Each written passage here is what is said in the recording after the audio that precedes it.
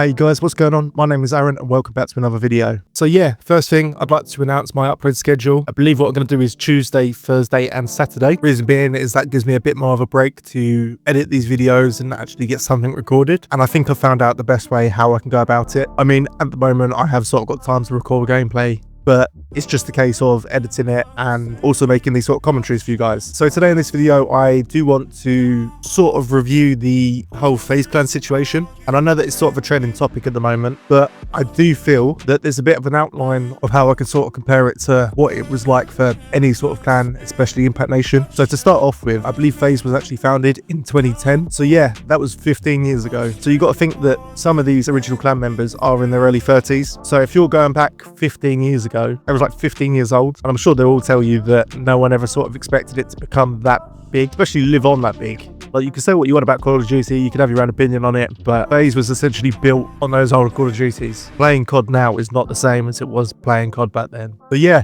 they did have to adapt, no pun intended. But then you start to see why it sort of fell apart. And I think a lot of the reason behind that is a lot of these members in FaZe were people that sort of dropped out of school, and as soon as they had a shot to start making money off YouTube, they did it. It's like people that grew up with money don't know what it's like to live without it. And what I mean by that, in this sense at least, is the fact that they were sort of thrown into this big organization. They went from getting clips for their montages to making millions. And I mean, that sort of thing cannot be repeated. That's why when they started getting all these new people involved and sort of running the business side, they don't know what a 720 InstaSwap was. They just saw the numbers. And these are the sort of people that were brought on in order to help with the business side. Now you see where it got them. Growing up, you wanted to be in FaZe clan because you knew you made it. Joining the COD lobby and seeing someone with FaZe in their name and then checking the roster and being like, oh my God, I'm playing with that player, was unreal. I mean, it's like that for any sort of YouTuber you ended up getting into a game with. They didn't realise that they were going to be some big shot influencers. And I mean, in comparison to Impact Nation, I wasn't really hands-on with it. I think I probably did more with BGK than Impact Nation, if I'm honest. Mainly because I went from finding glitches to end up falling in love with sniping and just going for clips the whole time, if I'm honest. I was nowhere near as good as some of the people were in FaZe. But I can relate in the sense of doing that when you're younger. You don't know how big it's going to become. The only person that has actually been able to be successful with YouTube was Ghost Ninja. I don't know if you know who he is or not, but I know he streams Fortnite and his whole channel is now just Fortnite content. And it was actually Arrays that pointed this out to me. I can't say I personally knew him. I know that Arrays was on FaceTime to him a couple of years back, and I mean, this was after he got big. If I was to look at the channel videos now, I would be able to see some of his live commentaries. I don't think he expected to be as big as he is. 4.5 million subscribers he's on, and he used to do commentaries for Impact Nation. Crazy. But he stuck to it. Fair play to him. To be fair, he probably don't even remember who I am. As I said, I wasn't sort of doing the sort of hands-on business side of things. That was mainly Arrays. But yeah, he got his break, which is essentially what happened to FaZe. Everyone wanted to be in FaZe clan. And I mean, someone that I have a lot of respect for is definitely FaZe Jev, now known as Jev. I know I sort of said this in my other video, but he wasn't interested in the money. Money was extra for him. He found a way that he could just game 24/7 and people would enjoy watching his content. He didn't really sell out to a degree. I feel like sell out could be a bit of a harsh word, but I'll be honest, if someone's going to put millions of dollars your way, probably going to take it. My whole point is they were young. They were young at one stage. They didn't think that their montages were going to make them millions, did they? They didn't realise that they were going to get that big. The fact that they made it this far is incredible. But then you see what happens when people just look at the numbers. The heart and soul of FaZe wasn't really there anymore. Controversies that surrounded them. I mean, the streaming era was pretty good. Quite a big few names that appeared. But yeah, they knew that they couldn't run FaZe themselves and they looked for help. They saw the numbers. The people running FaZe saw the numbers. And I'm sure there was some good things to come out of the whole... I don't know if this is the right term, so you have to excuse me, but I believe it was the case of going public, if that's what it meant, to sort of create a board and have people be able to invest on the stock market. But now we see it all fell apart. And to be fair, I'm sure for a lot of them, obviously it's a lot of sentimental value, but I think it's true when they all say all good things do come to an end.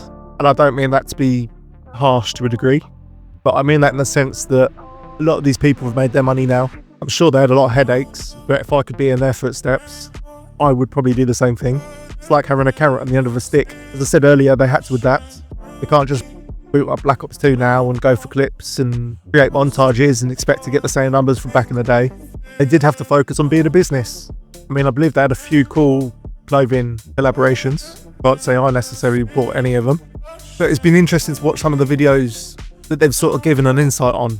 I mean, how was Snoop Dogg a shareholder in FaZe? And I'll be honest, I love Snoop Dogg. More of the sort of character he is now. I mean, of course, he's got some classic songs, but the person that I see Snoop Dogg as, I've got a lot of respect for. I do think he's a cool guy.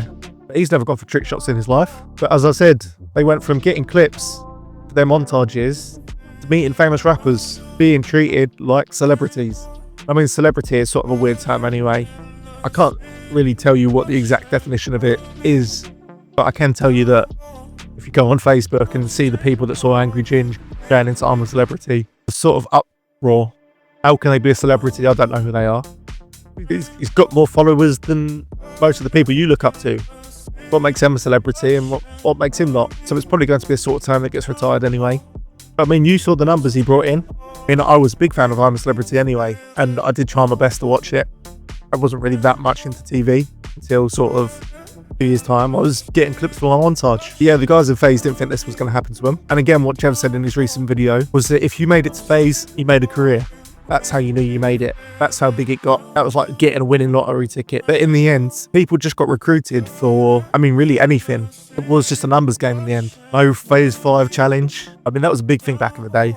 Even other clans would do it. Try and make a montage. You got like 2-3 weeks to get it. Which is pretty cool, to be fair. You put like, I don't know, FaZe 5 in your clan tag and see how many clips you can get. Because if you could get clips, you could show you were committed. But yeah, hopefully this has been quite a good video for you guys.